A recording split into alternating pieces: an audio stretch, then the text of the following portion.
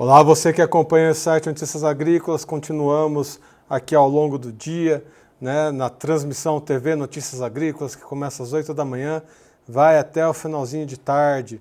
Hoje, dia 5 de março, o dia começou muito agitado, principalmente aqui no Brasil, né, repercutindo as informações que aconteceram ontem. Ontem ainda era carnaval, Brasil stand-by, né, mas o agro estava pegando fogo, a economia pegando fogo. Afinal de contas, temos taxas para tudo quanto é lado, Estados Unidos, China, Canadá, México, e isso afeta diretamente o mercado energético, não tem como escapar, né? Canadá anunciando que se as taxas pegarem mesmo, de fato, vai cortar parte da energia que o Canadá distribui lá nos Estados Unidos, enfim. E Estados Unidos está no foco de atenção e repercute até mesmo aqui no mercado do petróleo, que começa a olhar como fica a economia norte-americana. Para entender esse cenário complexo, estou aqui com o Thiago Davino da Agriinvest. Thiago, seja bem-vindo ao Notícias Agrícolas. Eu que agradeço o convite, Erickson Thomas, aqui para falar um pouco desse mercado de petróleo que nessa semana aí vem em queda livre, né?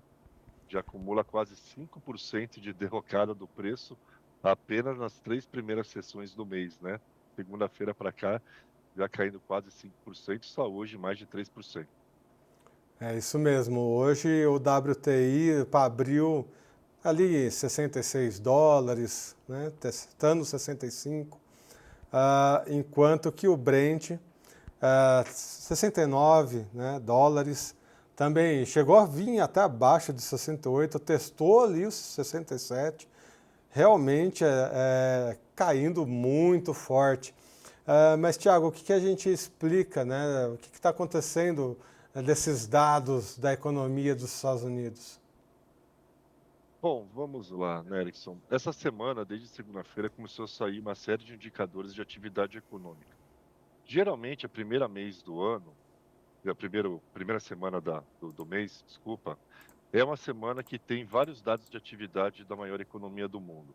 Dados de SM, manufatura, que é a indústria, o setor de serviços, e o principal a se olhar na semana são os dados de mercado de trabalho. Se você tem um mercado de trabalho robusto, a tendência é o salário do trabalhador aumentar, melhorando o seu poder de compra e fazendo com que a demanda doméstica siga pujante.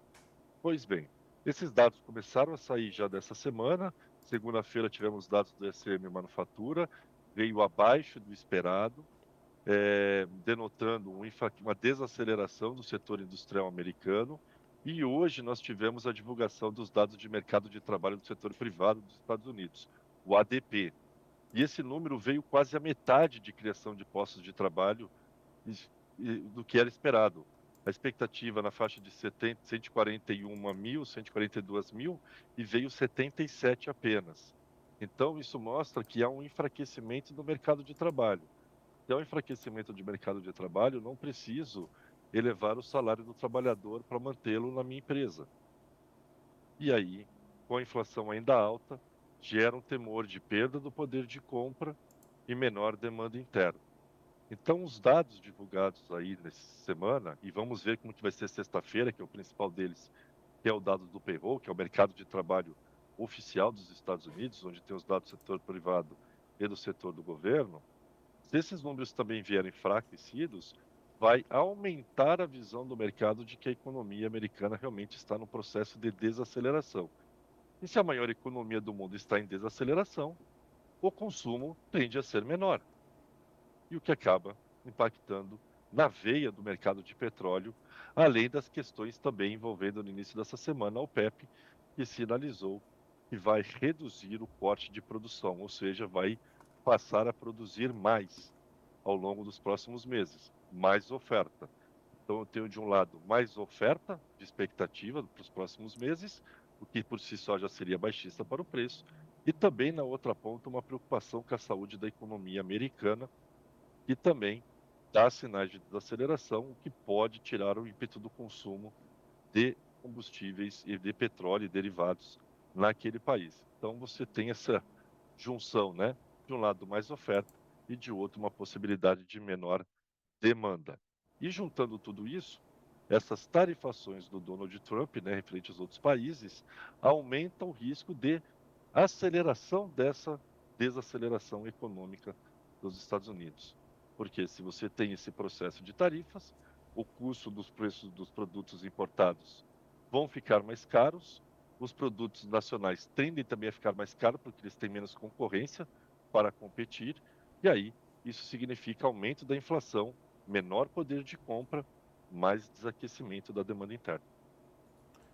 Bom, esse é um ponto que a gente precisa entender, né? Essa questão dos Estados Unidos ficou bem clara, só que no meio da sua fala você citou a Uhum. OPEP+, né? A OPEP a gente sabe é aquela organização internacional que tem a mão pesada durante muitos anos, né? A história do petróleo inteira praticamente eles controlaram os preços, né? Soltando mais barris ou diminuindo a quantidade de barris.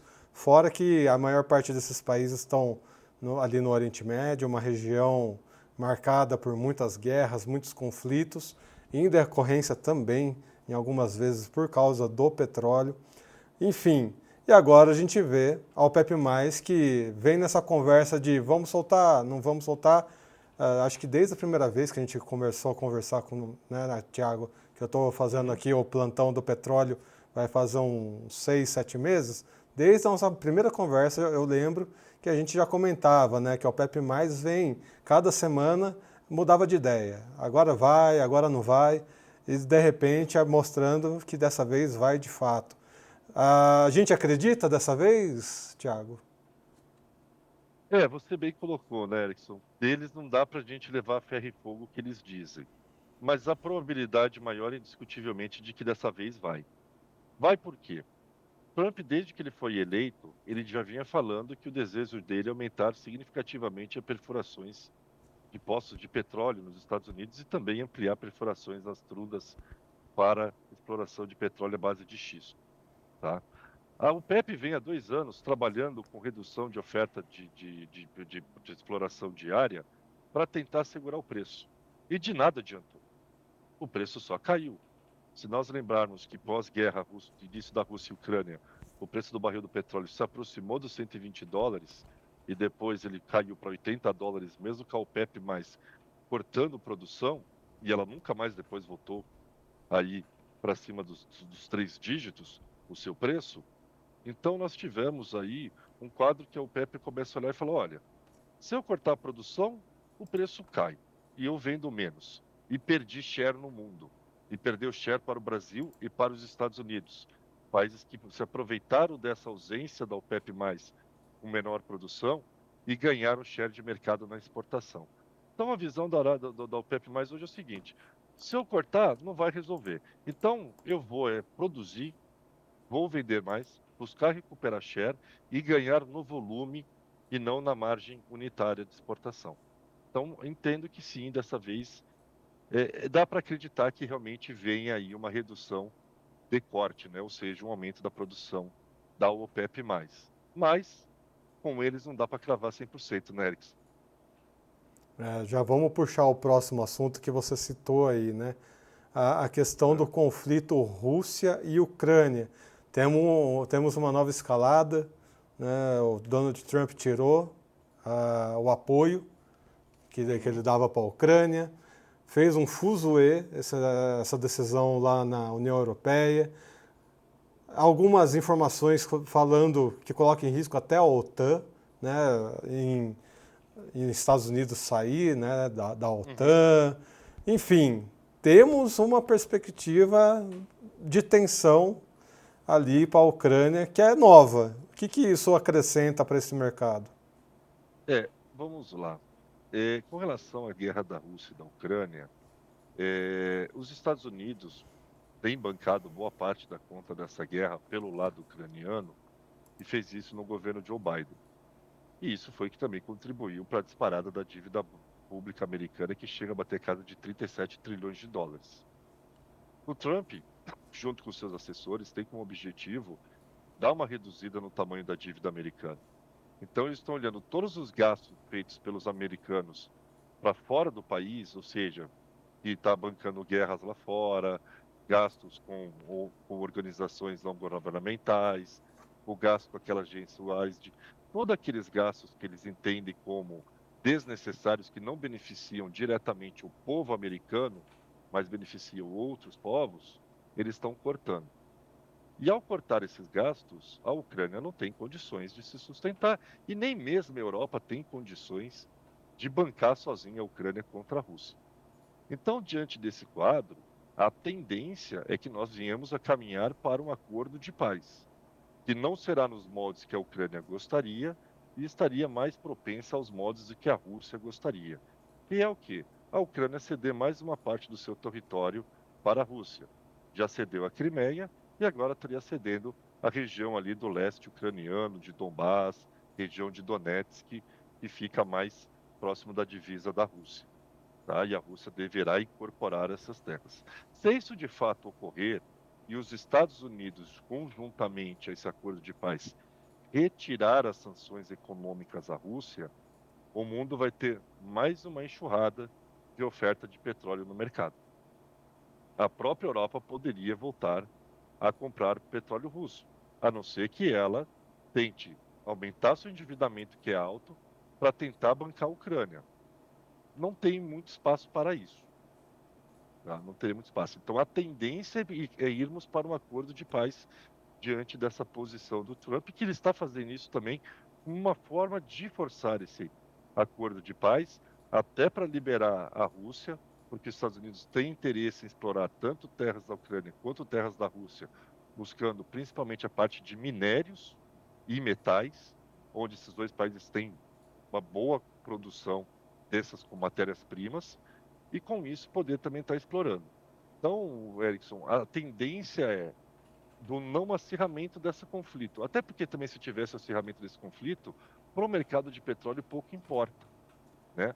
O que poderia mexer é o seguinte: eu tendo um acordo de paz e a Rússia voltando a operar normalmente, sem sanções econômicas, isso também é teria mais um fator baixista para o petróleo, e aí a gente poderia ver o petróleo vindo abaixo de $60 sem dificuldade aí até o mês de abril, tá? Abril, maio. Aí depois entra a sazonalidade de alta, por conta do maior consumo de combustível no verão, e aí o petróleo voltaria a recuperar. Mas a gente pode ver o petróleo ceder mais um pouco, especialmente se houver um avanço para um acordo de paz entre Rússia e Ucrânia. Olha que os santos escutem suas palavras, que vai ser realmente um feito surpreendente, né? Normalmente a guerra acaba com investimento bélico, a gente vai ver uma guerra acabando com a falta de investimento aí bélico, né? Exatamente o contrário do que normalmente Exatamente. acontece. É, Vamos torcer, né, Thiago? torcer para que ocorra, né? Porque já é uma guerra que perdura aí, completou agora 3 anos, né? Infelizmente, desse conflito, né? Milhares de vidas foram perdidas. É, A Ucrânia não tem condições militarmente de sustentar sozinha, precisa muito da companhia e da ajuda da Europa e dos Estados Unidos para tentar se manter nessa guerra, e mesmo com a ajuda deles, tem tido muito mais baixas, tem perdido mais do que ganhado, né? E a Rússia tem avançado bastante no território, especialmente no leste ucraniano. E o Trump busca acabar com esse conflito para que o mundo possa, né, voltar uma normalidade razoável. Só que a Europa também não deseja isso, né, Erickson? A Europa quer botar a OTAN lá dentro da Ucrânia, a Europa quer estar ao lado da Rússia. E aí, se a gente voltar à história no passado, né, a Alemanha já invadiu 2 vezes a Rússia e a França uma, né? E todo mundo sabe por quê? Por conta das riquezas naturais que a Rússia tem, né? A gente sempre brinca e fala, se você pegar a tabela periódica de química, cada letrinha ou cada sílaba que a gente tem ali na tabela periódica, a Rússia produz todas aquelas letrinhas, ou sílabas, todas, sem exceção. Eles realmente têm uma capacidade de produção de matérias-primas minerais e metálicas como nenhum outro país tem, né? E esse era o objetivo que se teve lá atrás, tanto com a invasão alemã e a invasão francesa. E como a Europa Ocidental, especialmente, ela é muito fraca em termos de produção de matéria-prima da ordem mineral e metálica, para ela a saída era, né, tentar tomar a Rússia, isso voltando lá para trás, Primeira e Segunda Guerra Mundial, para tentar obter essa produção. E quando ela coloca a OTAN na Ucrânia, a Rússia olha para o lado e fala, pô, mas vem aqui vocês de novo, né? E é o que o Trump está tentando impedir. E o Trump, eu acredito muito que ele vai sair da OTAN. Os Estados Unidos deve sair da OTAN, porque os Estados Unidos financia aí mais de 60% do recurso que é disponibilizado pela OTAN sai dos Estados Unidos. E como eu disse inicialmente, o Trump ele quer cortar gastos e não trazem, que não tragam, melhor dizendo, benefícios próprios à população americana. Você está financiando muito mais para proteger a Europa, para tentar criar barreiras, mas não tem o americano direto como beneficiário. Né? Então, ele quer cortar esses gastos externos dos Estados Unidos de todas as formas para melhorar as contas públicas americanas, que também estão bem combalidas, bem combalidas. Né? E cortar guerra é um ponto desse, é como você falou, né? Redução do investimento bélico, que poderia levar ao fim da guerra. E eu acredito, Erickson, que a gente vai caminhar para isso. O Zelensky já comentou agora recentemente, né, no dia de ontem e na manhã de hoje, que ele pretende avançar com um acordo com os Estados Unidos depois do mal-estar que ocorreu aí no encontro entre os dois presidentes na última sexta-feira. Aperta o bolso, aperta o calo, e aí a gente tenta entender onde que aperta o calo aqui no Brasil, né? Você comentou, talvez os Estados Unidos saia da OTAN, né? Tenha toda essa questão de diminuir os recursos bélicos, né? O que liberaria a Rússia, e a Rússia tem todas as letrinhas da tabela É, periódica. Inclusive, parte dessas letrinhas da tabela periódica viram insumos agrícolas que a gente depende aqui no Brasil, né? E a gente está no perfeitamente. momento, Tiago, dessa entre-safra, né, onde o produtor rural está colocando ali na ponta do lápis os seus custos, né, os seus insumos, se está chegando, se está disponível, enfim. E até mesmo, além dos insumos agrícolas, insumos de combustível. Afinal de contas, tivemos uma decisão até mesmo de manter o B14, né, o biocombustível de 14%, exatamente para dar uma controlada aí, não só nos preços de combustíveis, mas também de outras questões dentro do agronegócio. Para o Brasil, nesse momento em que a gente olha tanta atenção, né, a essas decisões internacionais, mas olhando aqui para dentro também, né, nesse momento crítico de entre safra, a gente continua num momento positivo de, não, nesse momento olhando assim, a gente tende a continuar recebendo os insumos agrícolas e essa competitividade entre combustíveis é positiva para o agro, Tiago?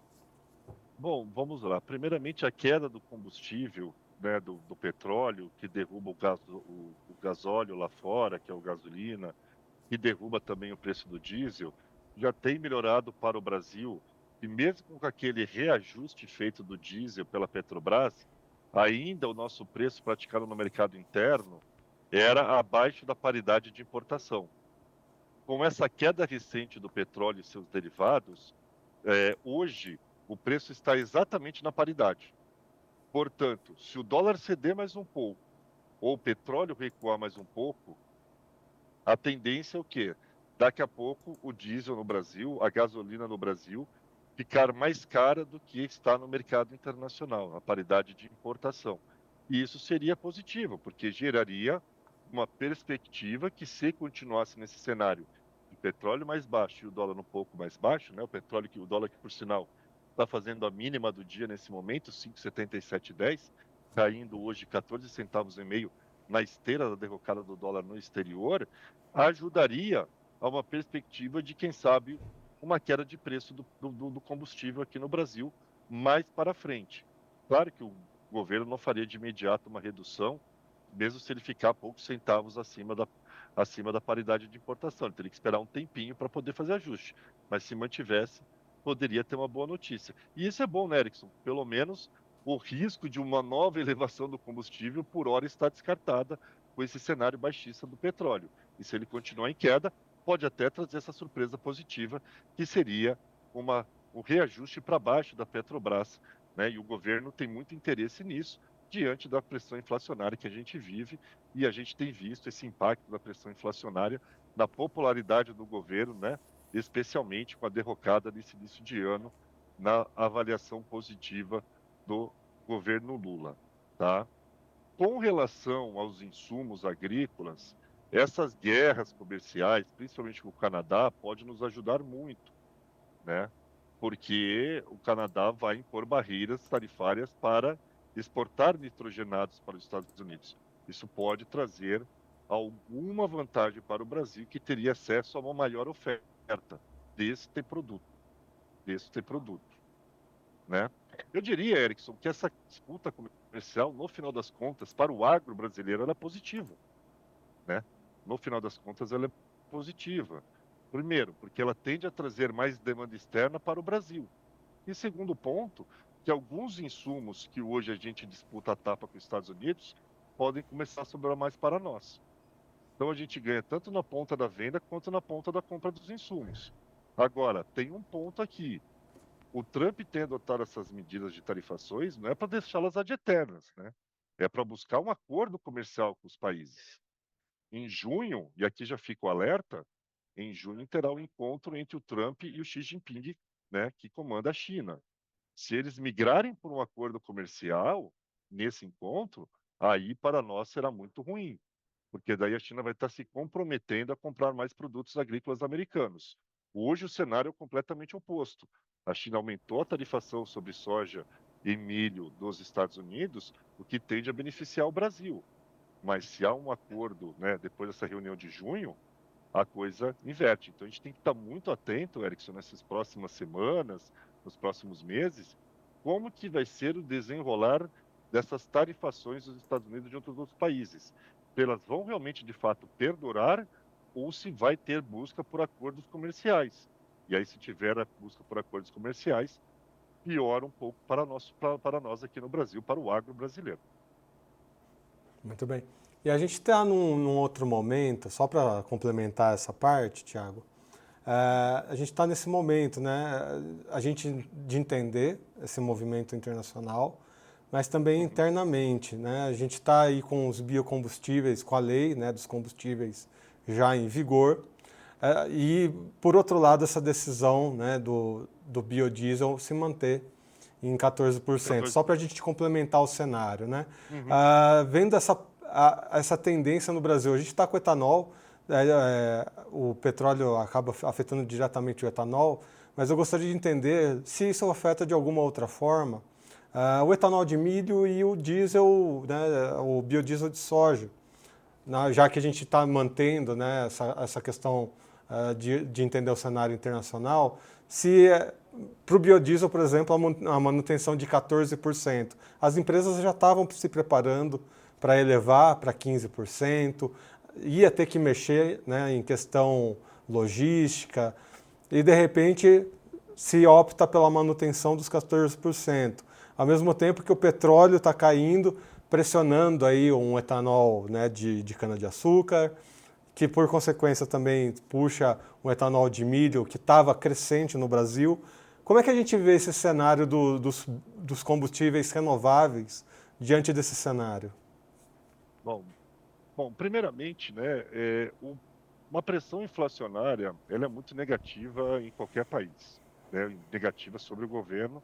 Tá aí a popularidade do governo Lula, que desabou por conta da disparada da inflação, especialmente de alimentos, né, e também agora dos transportes, dos combustíveis, com a alta dos impostos estaduais e com o reajuste do óleo diesel. Então, o governo está muito preocupado com a questão inflacionária envolvendo tanto combustíveis quanto alimentos, né? Tanto é que tem feito aí reuniões com o setor privado, né, de grandes leis de grandes supermercados para ver o que pode ser feito. E não tem muito o que se fazer, né? Do ponto de vista ortodoxo, não tem o que se fazer. O governo deveria fazer é o básico. Arrume as contas públicas, que arrumando as contas públicas o dólar cai. O dólar cedendo, a inflação cede obrigatoriamente na esteira desse movimento. E aí tudo desacelera e tudo melhora lá para frente. Mas como o governo não dá nenhum sinal que ele vai para arrumar as contas públicas, ele vai estar convivendo sempre com aumento de gastos, gerando pressão inflacionária. E aí ele vai tentando, né, adotar algumas medidas para tentar segurar a inflação, como a Dilma fez lá em 2013, em 2014, no ano da eleição, mas claro, de uma maneira muito mais severa do que está sendo feito agora.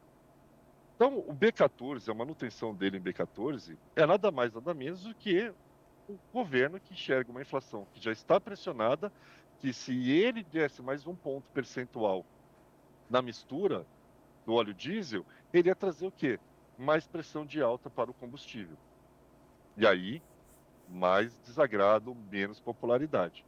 Então, o governo está segurando no momento o B14, o que tende a trazer, né, está trazendo já uma queda para o preço do óleo de soja no mercado interno e tende a continuar ao longo desse primeiro semestre, porque as indústrias vieram aumentando a sua capacidade de esmagamento nos últimos 2 anos, 3 anos aqui no Brasil, já trabalhando com essa possibilidade de aumento do B12 para 14, para 15, 16 e assim sucessivamente até B20 em 2031, que era a meta do governo.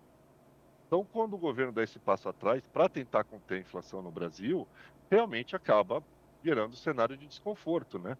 Principalmente para as indústrias de esmagamento de soja. E eu não vejo ele fazendo B15 enquanto, por exemplo, a gente não vê a paridade de importação do diesel ficar com preço mais favorável lá fora do que internamente.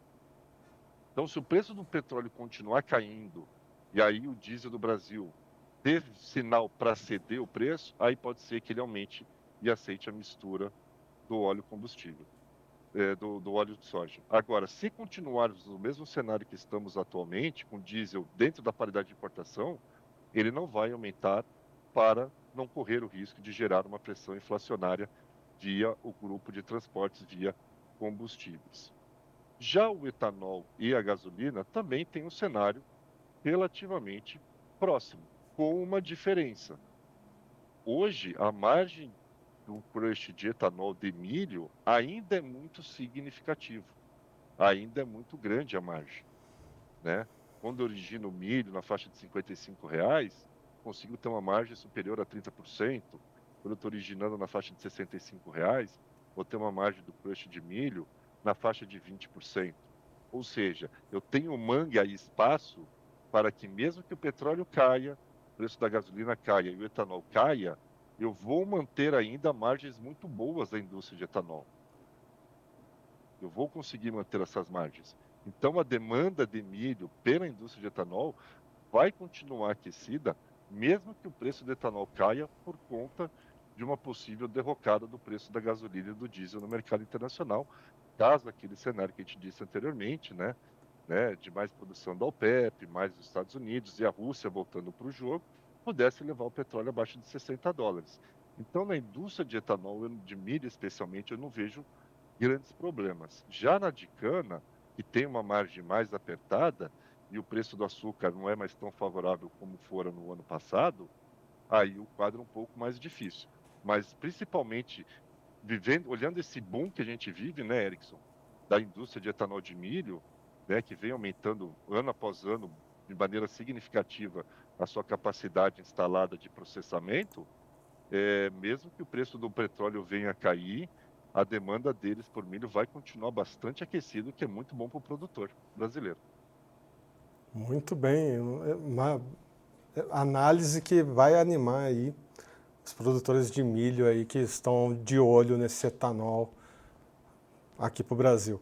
Tiago Davino, muito obrigado pelas suas informações, seja sempre bem-vindo aqui ao Notícias Agrícolas. Eu que agradeço mais uma vez o convite, quando precisar estou à disposição. Um grande abraço a todos. Um grande abraço. E você que nos acompanha aqui no site Notícias Agrícolas, na nossa TV Notícias Agrícolas, pelo canal oficial do YouTube, já sabe, se inscreva no canal, ative o sininho e deixe o seu like. Assim você recebe as notificações sempre que um vídeo for ao ar aqui no canal, né? Além de ajudar o nosso canal a crescer e as nossas informações chegar a cada vez mais pessoas e se tornarem aí as pessoas muito bem informadas, os produtores rurais mais bem informados do Brasil. Eu sou Erickson Cunha, vou ficando por aqui, até a próxima. Um abraço.